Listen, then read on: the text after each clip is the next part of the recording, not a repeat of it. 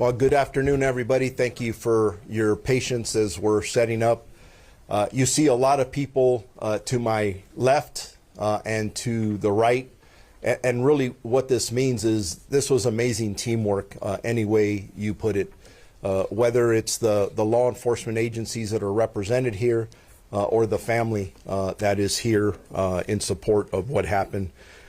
Today marks a significant and long-awaited step towards justice in the case of the senseless murder of our Los Angeles County Sheriff's Deputy, Juan Abel Escalante, which occurred back on August 2nd of 2008.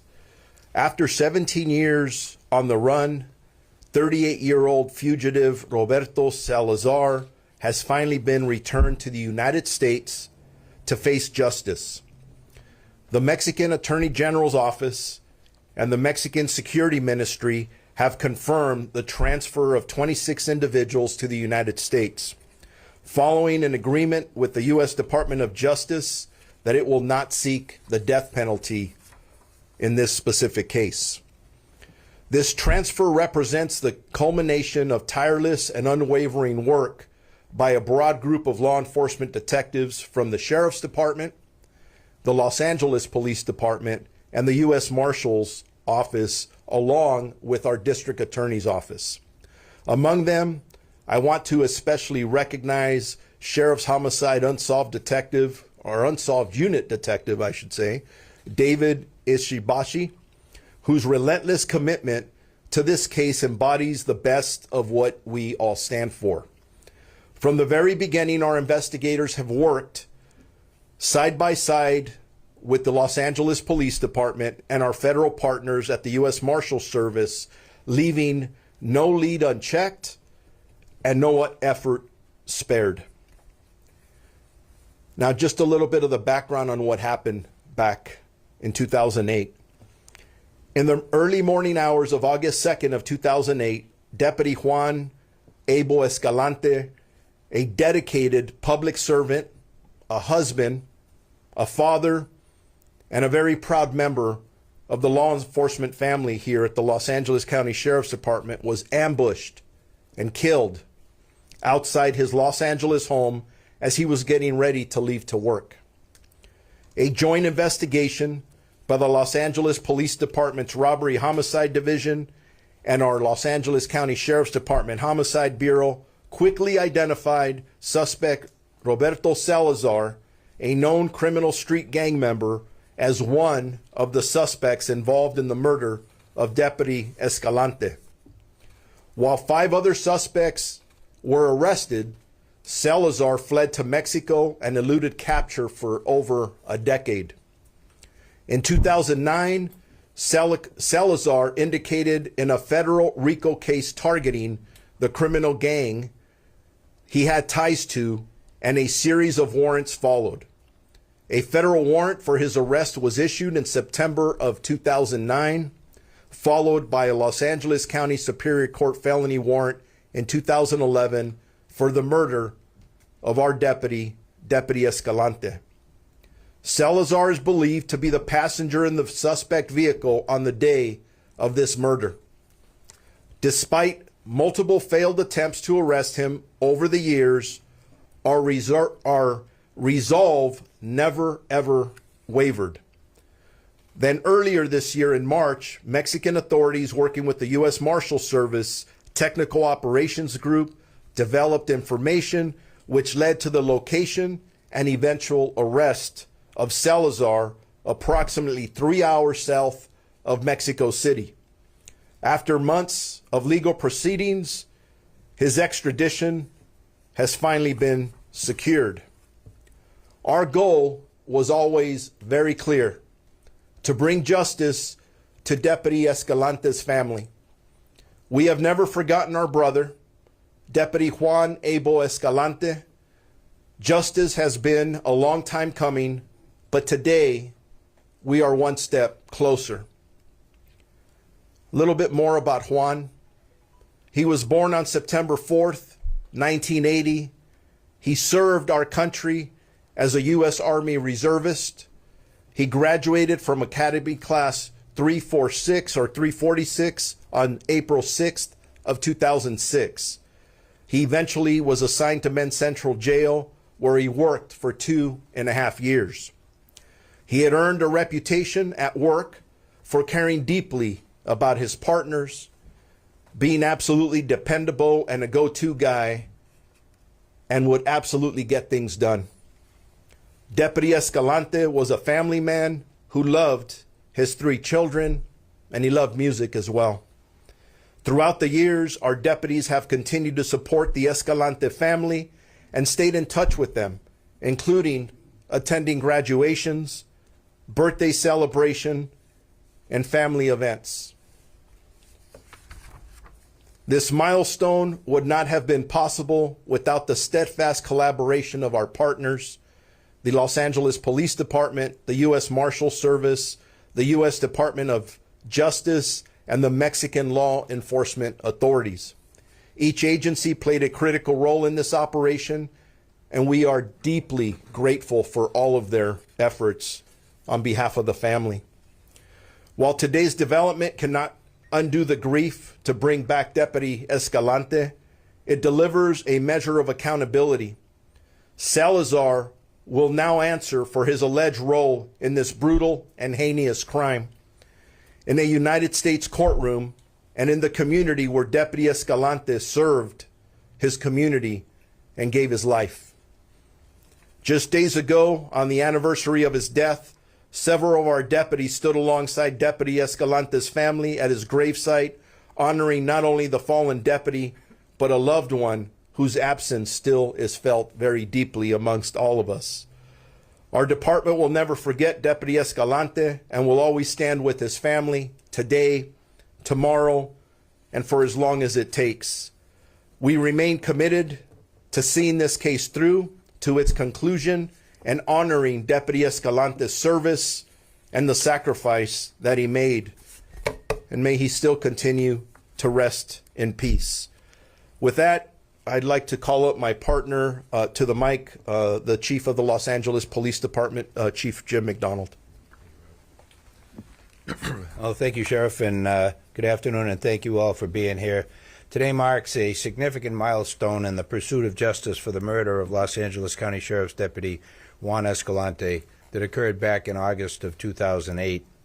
I remember that very clearly, being at the scene and remembering the impact that it had on the law enforcement community and the community in which he resided as well. A traumatic event, certainly, for all who knew him.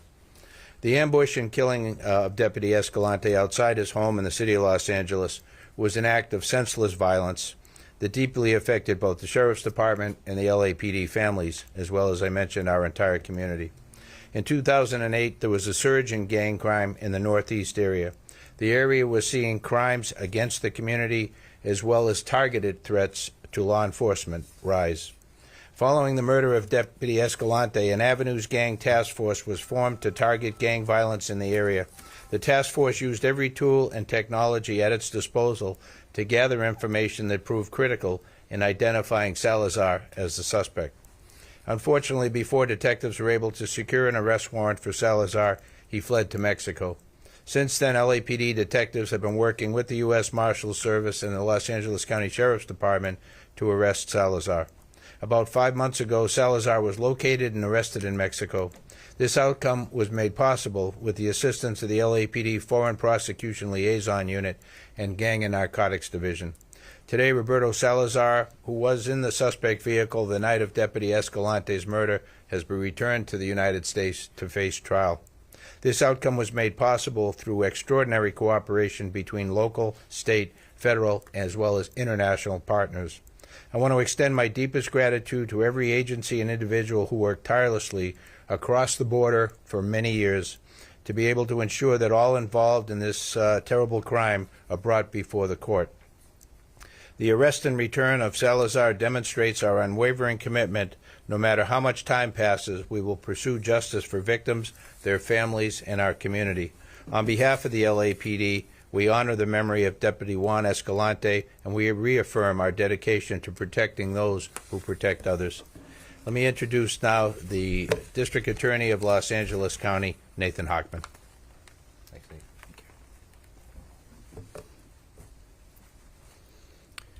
The relentless pursuit of justice. One often hears those words, but you actually get to see that played out in this particular case. On August 2nd, 2008, a brutal and tragic killing of a member of our law enforcement community happened. Los Angeles Sheriff's Deputy Juan Escalante.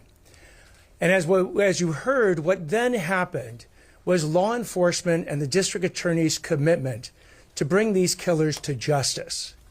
And working with the Los Angeles Sheriff's Department, working with the Los Angeles Police Department, prosecutors in my office, in the DA's office, in particular, John Colello and Phil Sterling, began that mission to bring these killers to justice.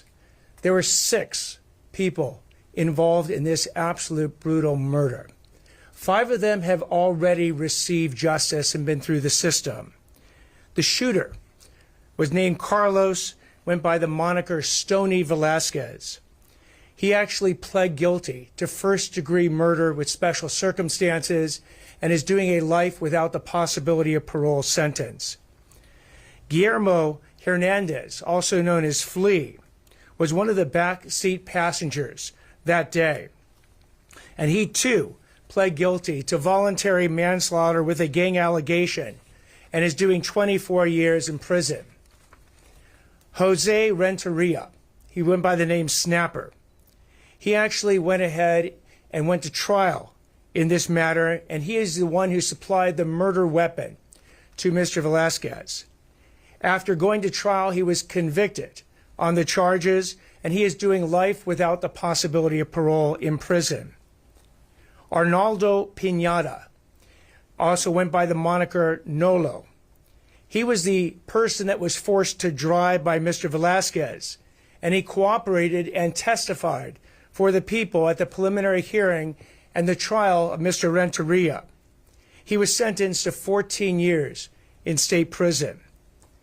The 5th person is Armando Albarran. He went by the moniker Chivo. He actually was formally extradited by Mexico back on December 14, 2012, and he pled guilty to first-degree murder and is serving 25 years to life. Mr. Salazar, Roberto Salazar, went by the moniker Scanless. He has been charged in these various complaints. He is looking at the maximum sentence of also life without the possibility of parole. This could not have happened but for a relentless pursuit of justice by the District Attorney's Office, by the LA Sheriff's Department, by the Los Angeles Police Department, joined by our federal partners, particularly the U.S. Department, the U.S. Marshals, and also the U.S. Department of Justice, then working with an international cooperation with the Mexican authorities to make this possible. Our prosecutors, Eric Sedal and Carmen Mejia, will be prosecuting Mr. Salazar in the upcoming preliminary hearing, and then ultimately goes to trial, going to trial. As I say, in every one of these situations, he is presumed innocent until and unless we present evidence beyond a reasonable doubt to convict him in a court of law, and we will. Again, my thanks to this very, very cohesive partnership that we saw in this case. My words go out to the Escalante family. That relentless pursuit of justice is not over, but we are almost there.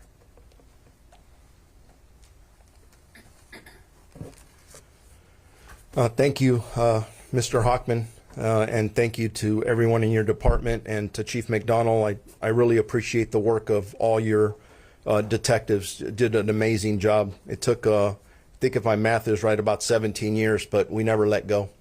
And so just bear with me. I will turn it over to some questions here in a minute or so, but I'd like to read 2 statements from the family. And just so everybody knows, his mom and dad couldn't be here. They're out of state, and they're watching this right now, so this is very important. I would like to take a moment, We would like to thank law enforcement, the district attorney's office, and everyone involved for all of their efforts to bring this suspect into custody after 17 long years. We want to thank God for justice finally being served. The second statement, the first statement is from mom and dad. And again, they're out of state. And mom and dad, I know you're with us here in spirit. And from having previous conversations with you on the phone, I know you're very happy about this development. The second statement is from Deputy Escalante's wife at the time, Celeste Escalante. I appreciate the hard work that everyone has put into bringing this suspect to the United States and getting justice for Abel. Abel was truly never forgotten. So with that, I'll open it up to any questions that any of you may have. How did Mexico actually find this guy? Through a lot of hard work. Can we expand on that? So with me today who didn't speak was a Deputy U.S. Marshal here, Luis Flores. So, Mr. Flores, I don't know if you're able to address any specifics. Thank you. Any specifics on that? The most important part is that we got him. He's here with us. And the U.S. Marshal is saying he can expand on that. And you know what? For right now, I'm okay with that. When you're talking about this gentleman as being what member of, how many people, how many suspects in all were involved with the murder of the deputy at this point? This is the last outstanding person you have? Yes, this is number 6. What do you get him for? And do you think you've really got the hard evidence all the way around to make it stick after 19 years? I know that the detectives from the Los Angeles Police Department, and I'll turn the mic over to Chief McDonald. He could talk more specifically about that. But I know between his detectives and the great work they did initially, our work from the Los Angeles County Sheriff's Department and the cold case unit that has been working this case, and the evidence that we're going to turn over to the district attorney's office, I am confident that not only did we get the right person, but I have all the trust in the world in our deputy district attorneys that they'll be able to prosecute this individual. As the last outstanding person of 6 people, who many of whom have already been prosecuted, what was it like for you personally and throughout the department getting word that this last piece, missing puzzle piece, has been captured and brought back to the U.S.?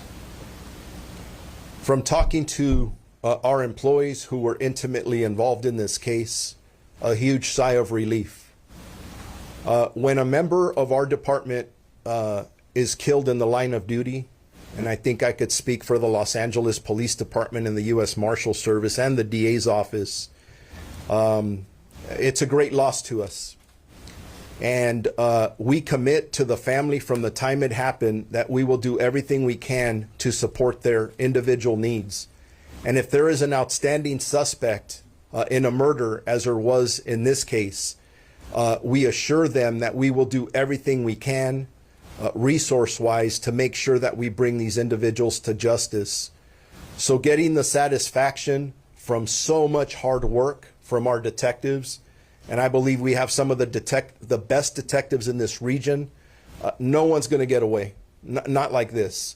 So to be able to have the satisfaction of making a call to the family or seeing them face to face and tell them that we brought the killers of your husband, your son, or your father to justice, there's no feeling like that in the world. But we're here, and we're happy with the results so far. Maybe for the district attorney, what's the exact charge? And with other people already making plea deals or being prosecuted, do you have a succinct motive in this case? We know that he obviously worked at the jail, but also lived in a neighborhood that had gang issues. Was it related to either one of those things? Yes, it was related. The charges are first-degree murder with special circumstances and conspiracy to commit murder as well. it carries a life without the possibility of parole sentence. The actual evidence we'll certainly are happy to discuss in court. We're not going to go through the evidence today. Needless to say that we have been on a relentless pursuit of Mr. Salazar from the beginning as one of the 6 individuals responsible for this murder. I mentioned before, we've already tried this case once before with Mr. Renteria. We convicted him, and and he was sentenced to life without the possibility of parole. The prosecutors we have on this case are some of our best prosecutors. The original prosecutors were some of the best. The current group of prosecutors are some of the best. We fully anticipate convicting Mr. Salazar of life of first-degree murder and conspiracy to commit murder, with the special allegation as well. But it's fair to say he wasn't in uniform when he was leaving the house that morning. It's fair to say he was targeted? He was not in unit. He was off duty at that moment in time on his way to Men's Central Jail. The evidence that will come out about his targeting will be developed in court. Given the evidence in the trial, Mr. Huckman, is that key to being able to get a conviction in this next case coming up? The fact that you convicted other people, that evidence backs up and shows his complicity in the crime? We won't be able to use the convictions themselves against Mr. Salazar, but certainly the evidence that was developed in the prior trial we would be able to use against Mr. Salazar. Much of it will be overlapping evidence. And if I could make one last comment, it looks like the question portion of this is over. If anything is clear from what we're talking about here, right here, today, it is unacceptable, and you asked the question whether they knew he was a deputy sheriff or not. To kill anybody in that shape, way, or form is 100% unacceptable. But I'm going to make something very clear. If you out there, specifically being a member of a gang, are going to shoot or kill one of our deputy sheriffs, a police officer, look around me. We never gave up. And it was this team effort that brought these individuals to justice, even if they thought they can seek safe haven in another country. We're going to get you. You better think about that. We're not going to stop coming for you. And again, on behalf of the family, they want to really thank all of you for being here, covering this story. To mom and dad out of state, we did it. We did it for the family. And I'm very proud of the work we've done today. Thank you very much for coming and covering this very important story. Thank you.